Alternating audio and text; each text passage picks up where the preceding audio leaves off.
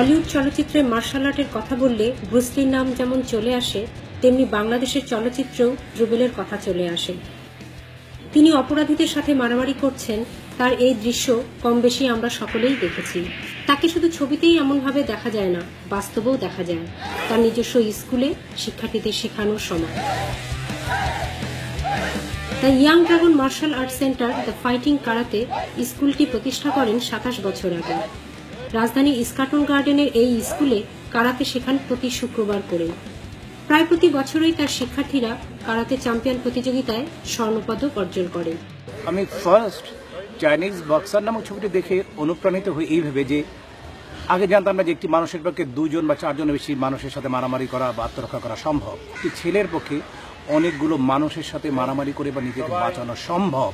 এবং তখন থেকে আমার মাথার মধ্যে ঢুকলো যে আমার এটা কি জিনিস, আচ্ছা এই জিনিস কারাতে বা মার্শাল আর্ট আমাকে শিখতে হবে। কারাতে প্রতিযোগিতায় এদেশের রুবেলই প্রথম চ্যাম্পিয়ন হবার খ্যাতি অর্জন করেন ১৯৮২ সালে।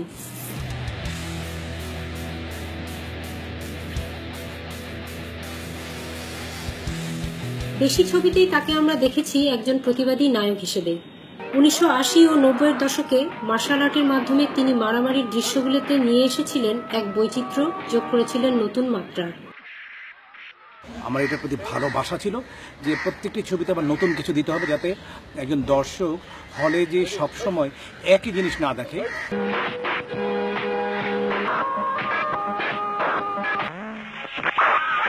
টানা ২ দশক ধরে নায়ক সহ বিভিন্ন চরিত্রে অভিনয় করেছেন।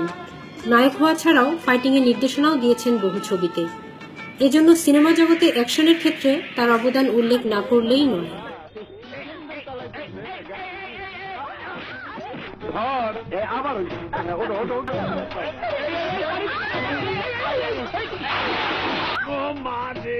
আমার ফিল্মে এন্ট্রিটা হচ্ছে একজন চলচ্চিত্র গায়ক হিসাবে। আমার শ্রদ্ধেয় বড় ভাই সোহেলানা ভাই, ওনার জীবননগা ছবিতে মেঘ যদি সরে যায়, সেই গানটি আমি গিয়েছিলাম।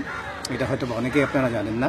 চলচ্চিত্র নায়ক হিসাবে, এবং সেটা 1986। তারপর প্রযোজক হিসাবে, সর্বশেষ হচ্ছে একজন পরিচালক হিসেবে। অথচ চলচ্চিত্রের উপর অনেকটা রাগ করেই বেশ কিছু বছর অভিনয় থেকে বিরত ছিলেন। অভিমান করেও খুব বেশি দিন দূরে থাকতে পারেননি। ফিরে এসেছেন নতুন চেহারা নিয়ে, নতুন এক রূপ নিয়ে। কিন্তু চলচ্চিত্রের উপর কেন অভিমান হয়েছিল, আসুন তার মুখেই শুনি। আমি মাঝখানে আসলে অনেকদিন কাজ করি, দ্যাটস ট্রু। মাঝখানে আমি কাছে অসুস্থ ছিলাম এক।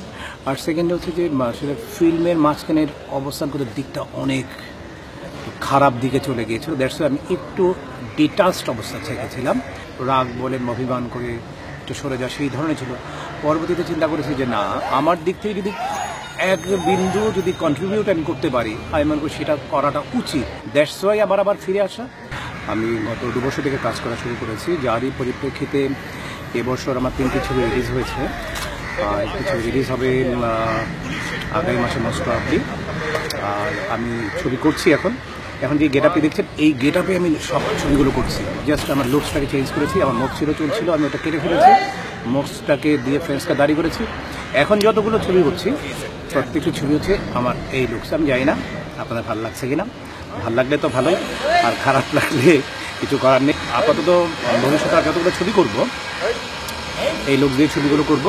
এতদিনের অভিনয় জীবনে কোনো মজার অভিজ্ঞতা আছে কিনা জানতে চাইলে তিনি বললেন, আমি সোহানুর রহমান সোহানের আখেরি রাস্তা শুটিং করছিলাম। আমি একটি জায়গায় ধান ক্ষেতের মধ্যে আমি বসেছিলাম।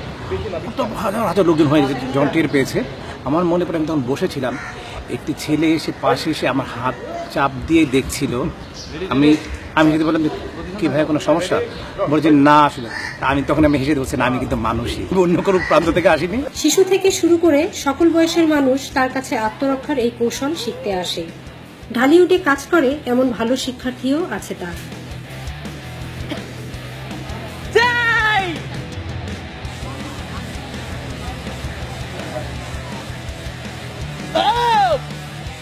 এমন একজন সেলিব্রিটির কাছে কারাতে শিখতে তার শিক্ষার্থীরা অনেক গর্ববোধ করে।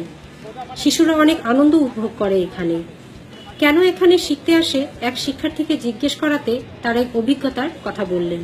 ছোট থেকে এখানে শিখি। যখন আমি ক্লাস 5-এ পড়ি, 5 থেকে মাত্র 6-এ উঠেছি, তখন একবার আমার 2 বোন আর আমি শপিংয়ে যাচ্ছিলাম, অনেকগুলি ছেলে আমাদের ওড়নাটাই ধরে একটু টান দিছে।